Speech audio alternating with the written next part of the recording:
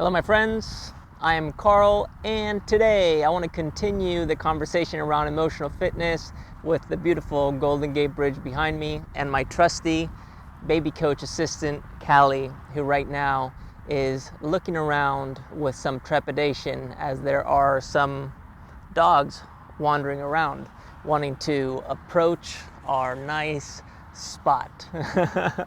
Are you protecting us? She is. Anyways, today specifically I wanted to talk about the domain of self-motivation, self-direction, the domain of drive that exists behind emotional fitness. And when it comes to drive, there are three keys that when we become aware of them, then we have access to a place where our effort feels effortless, and it's the place where we can return to our practice over and over and over again, and no matter how simple it may be or monotonous it may seem, it brings us a great sense of joy and fulfillment. And the first key for accessing self-direction, self-motivation, and drive is learning to become autonomous.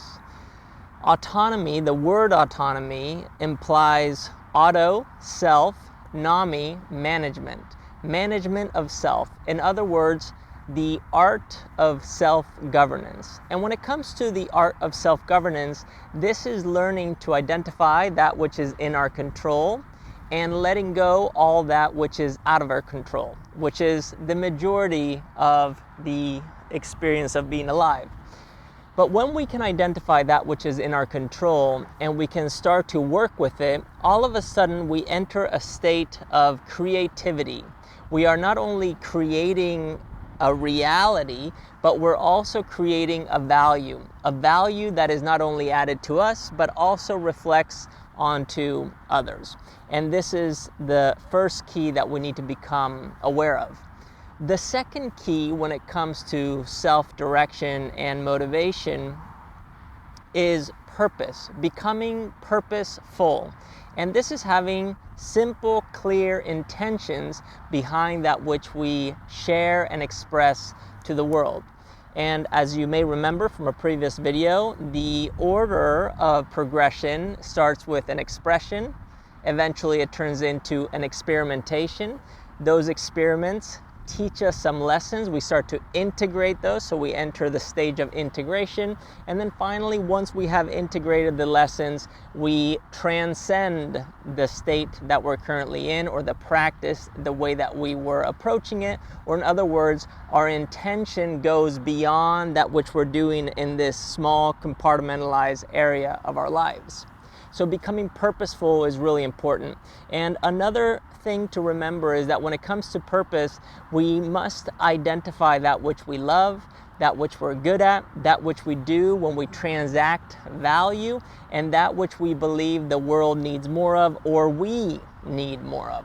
When we have access to that which we love, that which we're good at, that which we do to transact value, and that which the world needs more of, we start to get a better sense of what our intentions are. It's not just the why, it's not just the how, but it's also the who, the self. And remember the first key, which was self-governance. We become more aware of who the self is within this context of being alive, and specifically doing that through our practice. And the third key for becoming self-directed, motivated, driven, that is mastery, which is the only thing I would recommend anyone pursue. Meaning that if we're going to pursue one thing in this world, it should be mastery. Mastery being the path that is never ending. There is no destination to it. It's always unfolding. And this, when we become aware of the path that is infinite, we start exercising what I call the infinite practice, which is the practice where you return in and out, day in, day out, without hesitation and without the concern of the outcome, but rather for the love of the process. And this is where students that become teachers always arrive at a place where they see themselves as students at heart.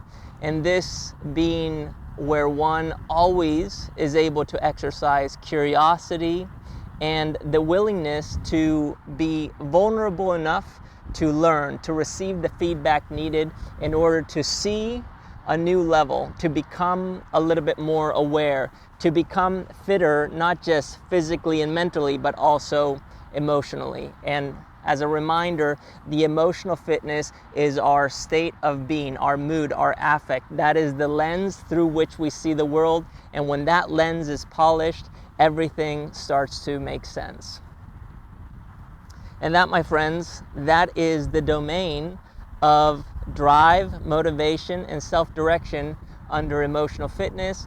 And the conclusion of today's video, which I am thankful if you're watching to this point that you have stuck around, and if so, to continue to share your thoughts in the comments, to like the video, subscribe to the channel, and hit the little notification bell. That's what keeps this channel alive and going, and it allows me to know who's on the other side of this phone that I'm currently using to record this little session. Other than that, much love to everybody, and I'm gonna keep enjoying this beautiful day here in San Francisco. Peace.